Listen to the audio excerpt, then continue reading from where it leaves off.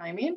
So joining us today is my friend Christine Schweiniger. It's such a privilege to have you with us today. I really appreciate you giving us your time to share some thoughts on our topic today. So why don't you go ahead and introduce yourself? Wonderful. Well, thank you first for having me this afternoon and for the opportunity to speak with all of you. Um, and especially on a topic that well, you'll hear more about a little bit. As mentioned, or I don't know if Trish mentioned, I am the executive director for Valley Builders Exchange here in Modesto. I've been with the exchange for over a year and a half. We're an organization that focuses in the construction industry. Before that, I was a CEO for the Central Valley Hispanic Chamber of Commerce. And before that, back in January 2012, my partner and I started a magazine called Vision, or Vision magazine. It was a magazine that focused on stories of different ones who exemplified true leadership with a focus on Latinos. I currently serve on several committees and organizations, just like Trish. I don't know why we do that. And I often hear, why am I so involved? And I have to say first, I love our community and I want to be part of making a difference as well as giving back to the organizations that I feel strongly about. And then it is also nice as well meeting others and developing those great relationships. So overall, it pays off. But today, the Modesto Chamber of Commerce asked me to speak on tips for public speaking. And it's interesting because I grew up with a father who was a pastor of many different churches and who loved public speaking, especially in large groups. And I always noticed that even though he spoke very, very well, he still would practice in front of the mirror, sometimes for hours. He would practice his tone and his gestures, the way he looked at each person in the audience from the left side to the right and from the right side to the left. And as a young girl, I would watch him on the stage and wish that I one day could speak so eloquently and with confidence as he did. Before he spoke at big events like the Cow Palace for one, I would ask him if he ever felt nervous. And he would always say, sometimes right before I start, he would get that little feeling in his tummy, but he would chuckle a bit and say it's normal to feel a little nervous. And we all do. But till this day, I really still wonder if that was true because he loved the audience and especially large crowds. But as for me, I have to be honest, I don't have the passion for public speaking. I don't feel the thrill of public speaking. So what do you do if you have a job that requires you to speak or to speak on behalf of the company? What kind of has helped me is volunteering myself, saying yes when asked to present or speak at different events, maybe a Rotary or luncheon or even a business dinner. Whatever I can do to get me out of my comfort zone. Otherwise, I'm great and I'm fine in the background making sure everything's running together. But that doesn't really help or improve the one thing that I'm not real good at or comfortable at. Number two, I have to agree with my dad and practice, practice, practice, especially in front of the mirror. And lastly, being prepared and understanding your audience needs. And really knowing, when you're looking at your audience, if you're kind of noticing someone kind of looking at their phone, maybe changing the monotone up a little bit or looking at them and really trying to concentrate on and being aware of your audience. Lastly, being prepared and understanding. I also like having someone I trust listen and giving me their feedback. And I'm not going to lie, that can be hard because I don't tend to go to my mother because whatever you do, your mom will always say, you're amazing and you're awesome. So I pick someone else, my husband. And believe you me, he loves to be very honest with me. But it's the only way that we catch ourselves really hearing the right critique and being able to go back and fix it. I tend to speak when I go on the stage, and I didn't realize it until my husband said, when you speak, you do this. I don't know why I do that.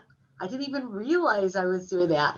So having somebody in front of you is really, or having somebody there just giving you an idea of like, how did I do? What do I need to work on? Works really well.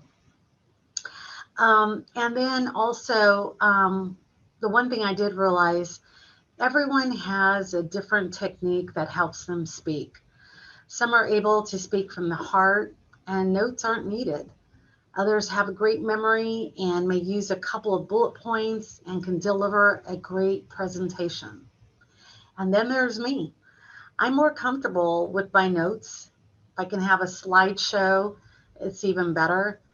And yes, if I'm speaking at a big event, I will have someone at home listen again to give me their feedback.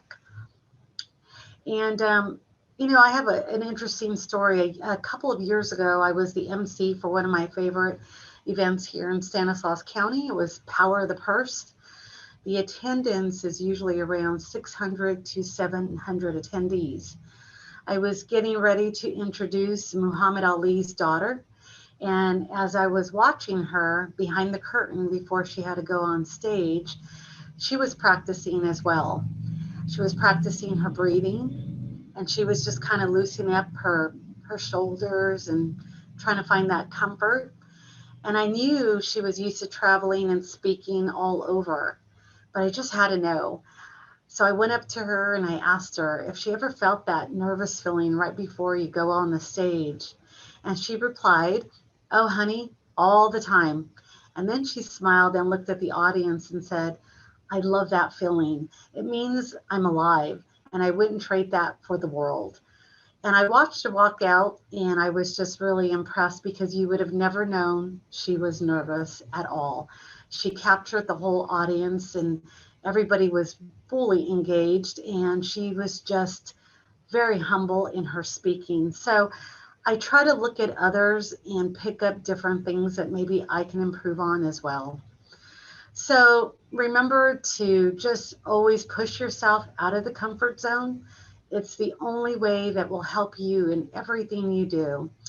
And like I said, if we're always doing what we're comfortable in, then we're really never growing. So I will always say, I will do that, even if I feel like I just don't want to be the one that's on that stage. So thank you for allowing me to share my thoughts on public speaking, and hopefully I gave you one or two tidbits that you can use. And if you have any questions, feel free to ask me. And if not, give it back to you, Trish. I could say I definitely agree with the everybody has their own way. I was actually telling my wife recently, because I have to present proposals to a slew of different customers, and it's kind of like public speaking, more personal, but you still get all the same nerves. I tend to do very well when I don't prepare, as opposed to some others. I notice when I prepare too much, I can stumble on a lot of stuff because I'm so focused on trying to make it right. And then the times where I have my cliff notes and just kind of wing it, it tends to, for me, become a lot better of a meeting. So I definitely agree. It's different for everybody, and you have to find your way that you prep. But there's always prep. There's always some way to prep it. Absolutely. And like I was saying, when I work with so many that love the stage, and some can just go up there and speak from the heart. And I just, I really look and admire that, because I would be just, I look at someone and I'd be, okay, what was I saying? And I go off track. So.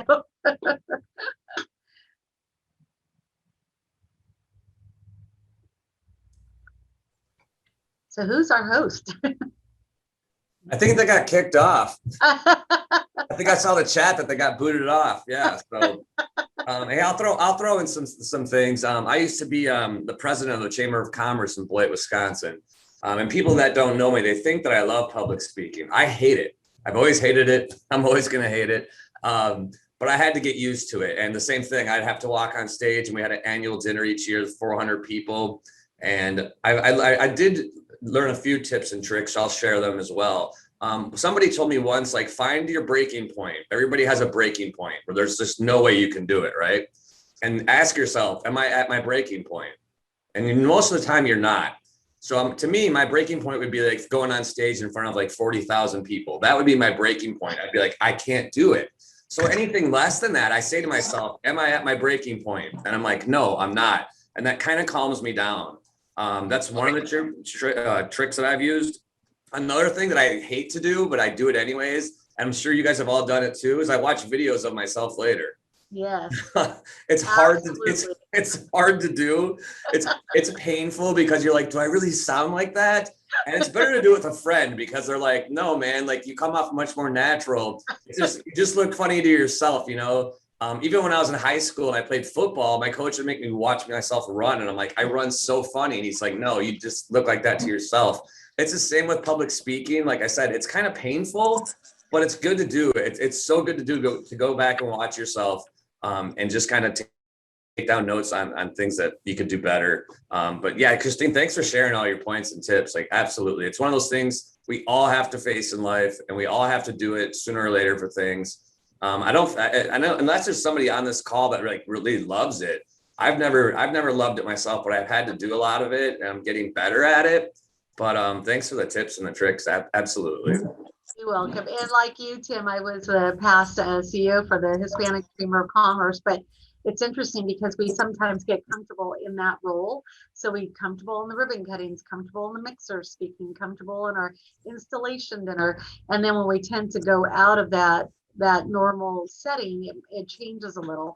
And I want to tell you, it really is true. If you don't push yourself to constantly get outside your bubble, it comes back. And a great example, I just recently had an event for Women in Construction Luncheon, and I walked up to the stage not even thinking anything because I'm so used to going up to the stage introducing, and for a moment I heard my voice crack and I went, what in the world?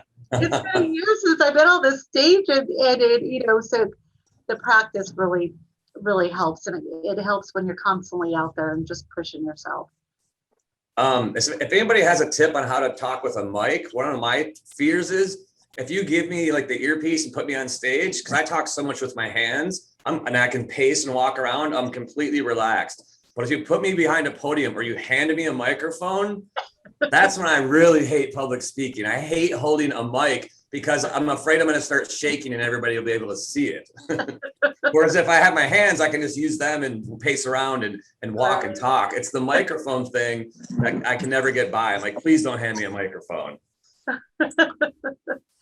I guess the best tip for that is a lot of people hold it the whole time in front of their mouth. Take breaks in between, take a breath, move your hands around as you're doing something or showing some kind of emotion in something you're saying, and then bring it back. I found that fits a lot better when you have it here the whole time. Then you get shaky. It's like buckling your knees or straightening your knees at a wedding, right? You gotta stretch out during the whole thing. So. Thanks for the tip, man. I'm still trying to master that one. Yeah, Not a natural skill for most people. Go ahead.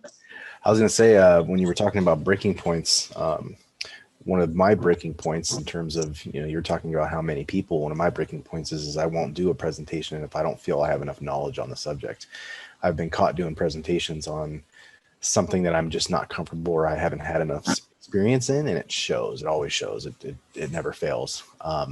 So if you do accept any kind of presentation that you're going to do or public speaking, know your subject. And if you don't, and you've accepted it, go learn it. Joshua, I have a question. I have a speaking event tomorrow for the Rotary, and this one will be on myself. I tend to do well talking about my work, talking about something that we believe in, but when you have to turn around and talk about yourself, I'm really going back and forth. And I don't know, Jennifer, but they always say you've got to talk about yourself. I'm like, oh, this is just brutal because it's going to be Yeah, it's always really hard to talk about yourself because you know so much about yourself. And so it's almost like knowing too much about a subject where you dive too far into all these little specifics and stuff. And I would say the best way is to just really, you're one that like notes and bullet points, get those bullet points in. I don't know what you have to do in terms of talk about yourself. I don't know if it's about your history or, things you like or whatever, but, put those bullet points down and then just touch base on it and just act like you're talking to somebody at a bar, and not much you can do about that. Yeah. Great Great advice. I think for myself, I was always petrified of speaking in front of audiences, especially during high school and college. And it wasn't until I graduated from college and started in my work field that I became comfortable to speaking in front of large crowds, because I work in retail management starting off. My degree is in human resource management, and I've always had to speak to all my employees, and I had to get points across as far as how my sales were doing for my store, and and what we needed for them to do to make everything better for everybody in our store. And getting into HR, I have to always deal with everybody's problems, and I have to deal with any situations that they have that I would have to solve. And when you have something that you have to present to a group, it started becoming easier and easier for me to get in front of a group and speak to a whole group. And, so that's how I started off.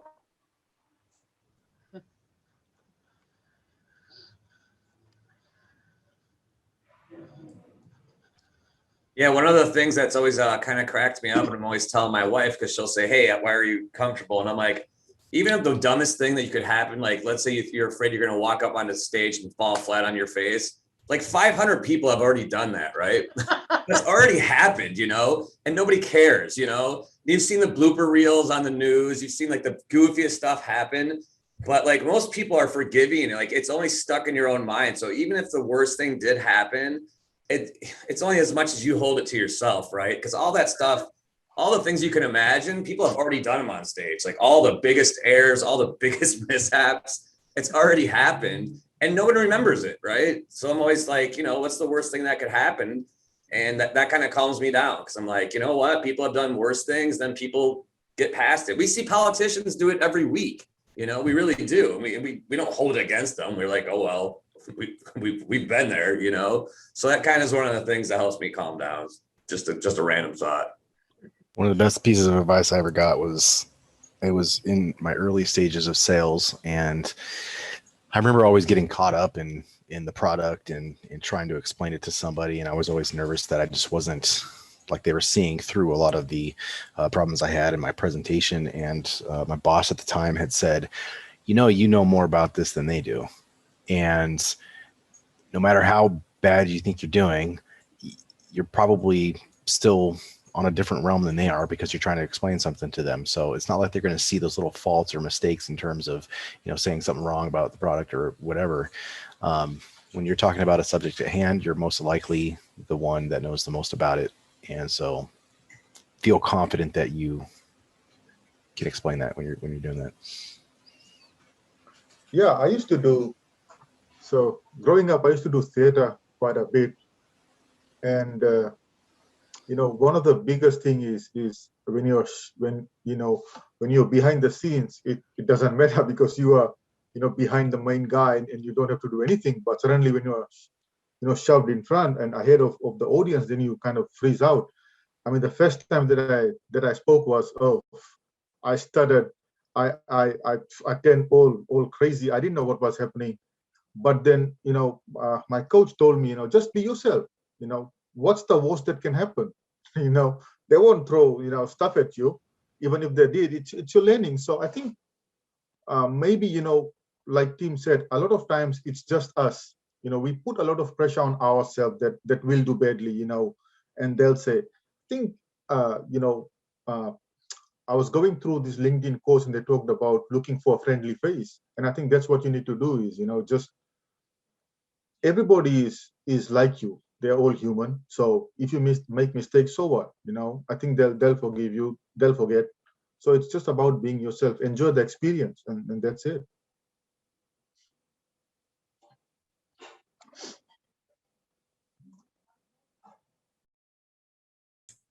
Does anybody have any funny stories of anything that's happened to him public speaking? Oh my God, I haven't done too much public speaking, but it was when I first started with IT Solutions. And like I said, know your product, right? I was still new to IT. I sold police equipment and forklifts. And so when I got into IT, I was still learning stuff. And I went to do a presentation with my boss, Melissa, and I completely froze up. And I was just like, you know what? Melissa will take it from here. And it was probably the most embarrassing thing that has ever happened to me. But that is a true testament to know your product, because I didn't know what I was selling. I didn't get a full grasp of it. The second I really got it down and knew exactly why somebody should have our services, and I believed in it, it's second nature now to have a conversation with somebody. But yeah, that was pretty embarrassing.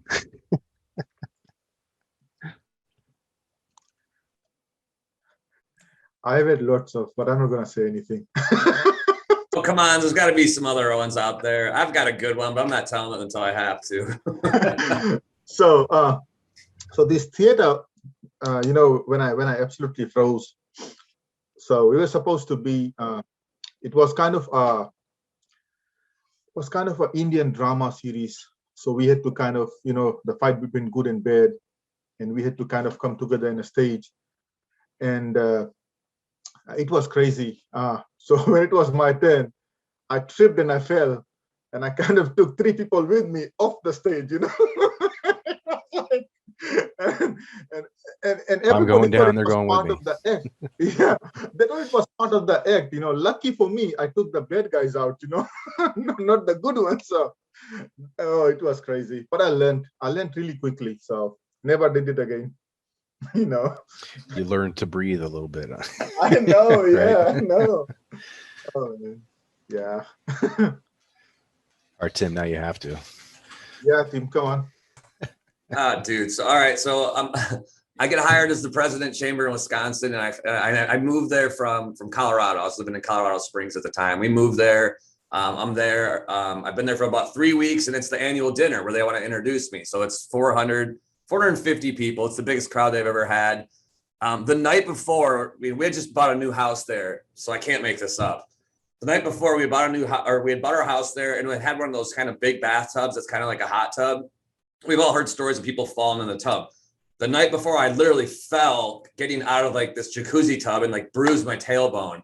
So when I went up the next day to go give my speech on stage, like I'm like hobbling up on stage because I have like a bruised tailbone from falling out of the bathtub. But I'm not going to tell anybody that, right? So I just thought it was hilarious that I'm walking up there with like a bruised butt to give my first like speech about like who I am and like what I can do for this community after I've fallen out of my bathtub the night before. True story. See, I always say take certain situations and make them funny. I would have told some crazy I thought motorcycle about accident. telling it. I would have said, thought about yeah, it. some motorcycle accident. People would know this 300-pound guy is not going on a motorcycle, but they'd have laughed. So yeah, there's it happens, man. But yeah, it's a great topic to talk about because we'll all have to do a little bit about it.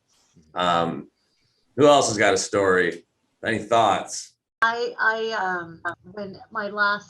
When I was leaving the chamber, our last installation dinner, that Monday prior to that Friday, I was just getting the flu, and I thought for sure I'd be better and feel fine by Friday. And I was starting to feel better, but Friday morning woke up, had no voice at all. So my whole presentation and everything, I had to call up my president and tell him, hey, you're going to go up to the stage with me. I have my notes. I'm just going to try to say a couple of words, but basically you're my voice.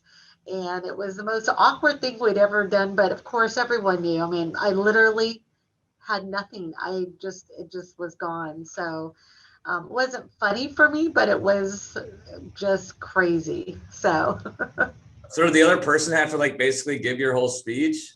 Well, yeah, we just kind of winged it. I mean, I told him like I was just in, I just said, hey, I mean, everyone knew I was gone. So I just had a couple of things. He goes, hey, Chris, and he was just reading off some of my notes to everyone what we were planning on doing. And I would say yes or no or whatever, but pictures were funny, video was crazy, and it was just a crazy thing. So you never know, and you just have to be prepared. And run with it. Yeah, over rehearsal sometimes, we were doing an act, and it was like supposed to be a huge thing, and we had supposed to have a lot of people come in, and we rehearsed and rehearsed, like we rehearsed like 3-4 hours every night. Come to the day of event, me and another guy, we didn't have any voice. We couldn't speak. So they had to change the whole cast because 2 actors can't speak. So yeah, over rehearsing also not very good, so yeah. I saw somebody on the right that gave their Felicia. She found it helpful to practice varying her vocal pitch, speed, and emphasis, and that's really a great idea. And again, when you're looking in the mirror and practicing all of it, it's a great idea to do that.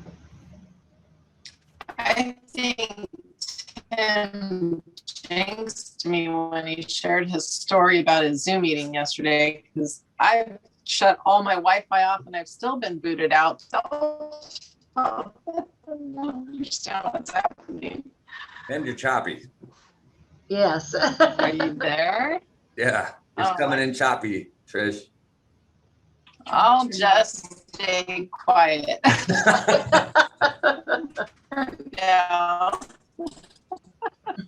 Felicia wrote if anybody has any tips on speaking in Zoom meetings, and I do. I have had to speak and do proposals over Zoom and Teams a lot, and I noticed when I stare at the monitor while I'm talking, throws me off a little bit. So I'll actually look away, and because you get tunnel vision when you're looking at a computer screen. When you're doing a presentation, you have a nice big screen behind you and you can look at an audience. So in Zoom, you get a lot of tunnel vision when you're just staring at the person on the screen. And so I'll back up a little bit, sit straight, and kind of look around. And people don't mind that you're not looking straight at them. They know that you're in a thought process.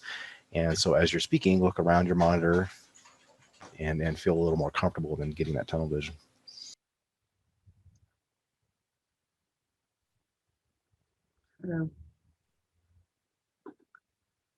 As far as the Zoom meetings, what's the average everyone's having to do? Seems like I had one at 6:45 this morning, and it's so early to even speak that early. And you're right, it is the Zoom fatigue is we're starting to feel it a little bit. Yeah, I'll double down on that. I have I think this is my 3rd or 4th one today. There's 2 left, and I'm just like, no more of them. I'd love to. Speaking of, Trish, we've been talking about this. When are we going to have our first in-person meeting for this? Would May be possible, or are we thinking June?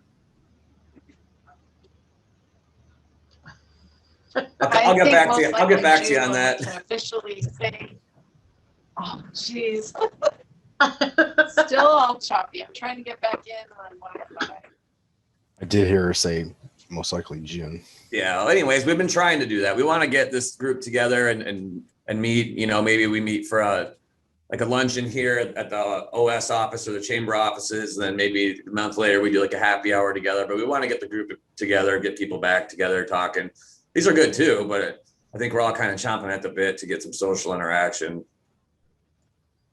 And I'm relatively new to Modesto, and I'm really excited to be involved in groups like this, and also in getting to know people in city government, because it's going to help me as far as my position with the NAACP. So are you working with Wendy out there, Terry? Yes, I am. I love her. She is just such a sweetheart. Yeah. How long have you been with the organization?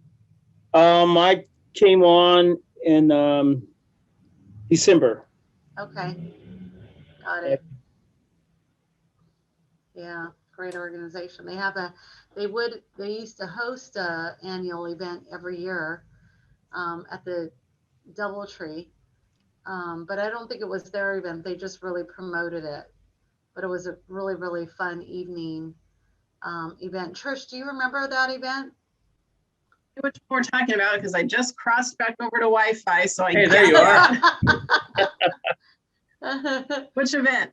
I think it was the women, it's a women's event, women's, Symposium. no, it's an evening gala style, and it's a fun event. But I know that the organization there supports them a lot. And it's just a really fun event. But I forgot if it was through the NACCP. I wasn't sure. Something else I was going to say a minute ago and lost it. What do you know? Oh, you asked me about meeting in person. I think when the state is more officially open, it'll feel better to more openly invite people together. So if we move to the orange tier, Well, the other piece of that is I'm in the process of getting new conference room tables, and my chairs won't be in for another couple of weeks. And so I don't have anywhere to seat people, but I have a big enough space to seat this size of group easily if we were still socially distancing. I just don't have anywhere to put them, and I'm not going to ask you to sit on the new carpet. So I bet we could get Dave to host it here at OS.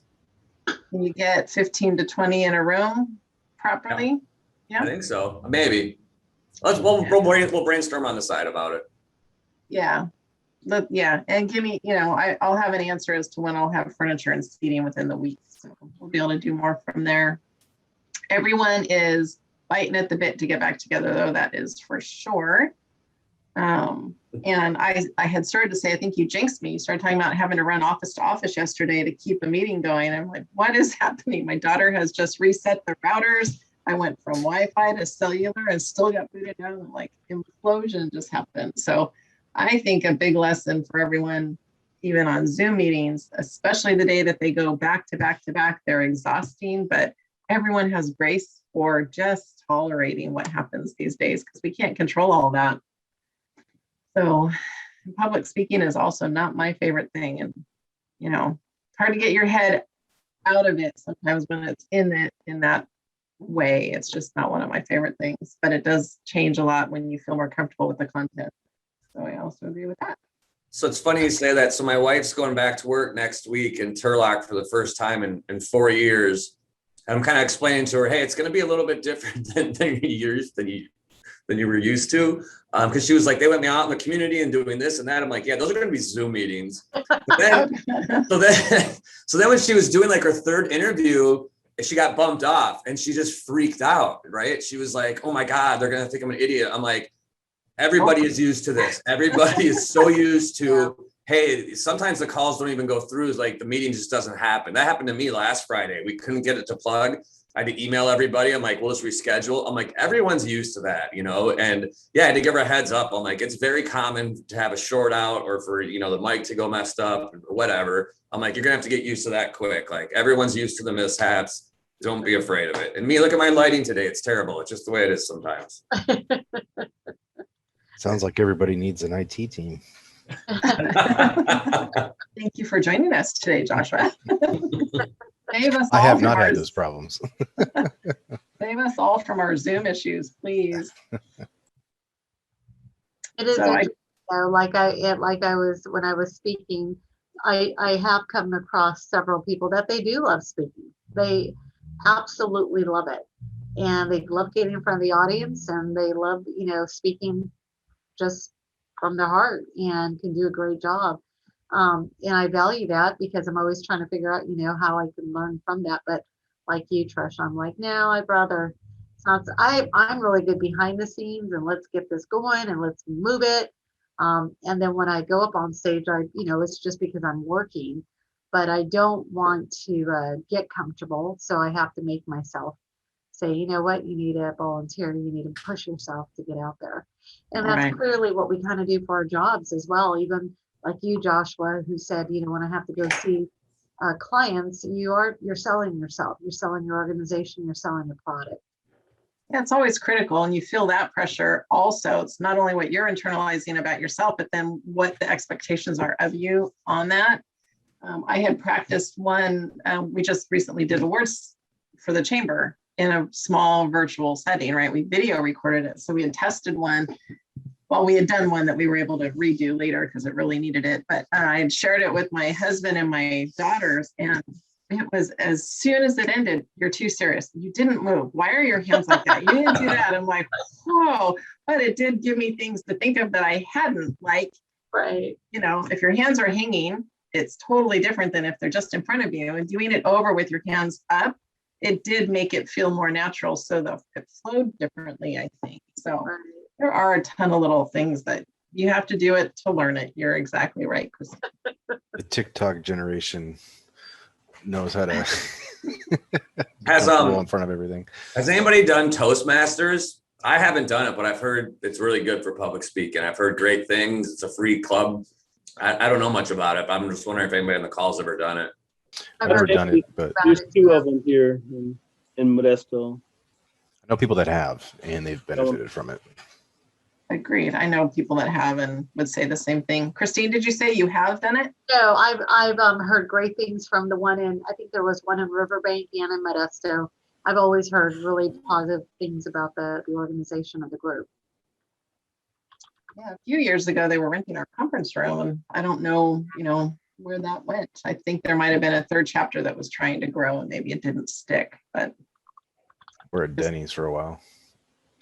yeah, have you done it? Or- No, I just know they were at Denny's. One of our old account managers used to do it because he struggled a little bit with speaking, and he went there and he improved pretty well. So it helps. But they can't, that kind of thing, that does not give you the content if you don't know it. Like you said, it's really hard to make stuff up. If you're out of your element, that's not going to come out the same as if you're in your zone with what you're talking about. I think Toastmasters is one of the good things about it is when you go in there and they're giving you random topics, you don't know about it, and so you're trying to speak on Oh. it. So Toastmasters, you're actually stumbling a lot, which is a good thing. They give you the space to screw up, basically, Got it. right? And really just hone in your skills and start realizing what you're doing wrong, and etc. So they give you a lot of different topics when you go in there, and they say it's almost like improv in a way. Nice. And Christine so is- it really helps. Christine needs to sign off. I don't know if she already did, but she's saying thank you to everyone. Okay. did. Yeah, she did. All right. Sorry, didn't mean to cut you off there. Just trying to say goodbye to her. Yeah, that freewheeling ability to just like pick up and move through it is probably just as much of a skill, a separate skill altogether, but that would definitely take practice, how you kind of work through it and carry it forward. Yep. Nice. See, we have an addition. Scott, Bernice, would you like to introduce yourself? Yeah, I'm Scott. I am the Director of Development at Modesto Gospel Mission. Been out here for about 1.5 years. I love what I do. As far as Toastmasters goes, I was a part of Toastmasters in San Jose for a bit. I love it. I actually stole something from Toastmasters that was an idea that I do with all of my staff meetings now, and that's play apples to apples in the beginning of every staff meeting to give everybody a chance to try to sell their card on a random topic that I choose, which is a lot of fun, but it also helps a lot. So for an idea, if anybody out there has staff meetings that you run and you want to play apples to apples, it's a really cool way to engage and have people work on skills. But no, I'm excited to start coming to this group. One of my direct reports is on the board at the chamber, and so he told me about this, and or I directly report to him, I should say. So he told me about this, and I was pretty excited to be a part of it. So Yeah, tell John I said hi and happy I to will. have you. Thank Yeah. you. of course. Any other thoughts or additions or stories, or Trish, you missed some good ones. I'm sure I did. Trust me, my daughter was over here creating a whole different circus for me, trying to help. No, this has been a great session. I think we can wrap this one up pretty soon here. Thanks for everybody for sharing your stories. It's good to see some familiar faces. Good to see some new faces. Let's keep telling people about this group. These are fun calls, and I love that we have different topics, and we get to tell some stories, and we learn something from it, and we're getting connected. And down the road, we'll connect in person, which will be even better. But yeah, thanks for jumping on, everybody, and come again, and we'll have another cool topic and another guest speaker. It's always fun. And we are kind of striving to keep these where we have a highlight speaker to tell a story, so to speak, to open conversation. It's kind of nice to have a meeting that's more of a conversation time to grow and learn from each other, kind of just by picking up tidbits and suggestions and tips and shared experiences. So the conversational piece, even on Zoom, is a little different than just listening to a webinar. So I appreciate you participating in the conversation today. And for those that have joined before, I really appreciate having you back, and let's build this so we can generate some great momentum and make a difference in the community in the next few months as we open up, because that really is one of our goals, is get out there and make a splash. Cool. Yeah. Well, thank All you all very much. Thanks, everybody. Have a great rest of the week. Jen, we'll hear from you next time. Thank you. You too. See you guys.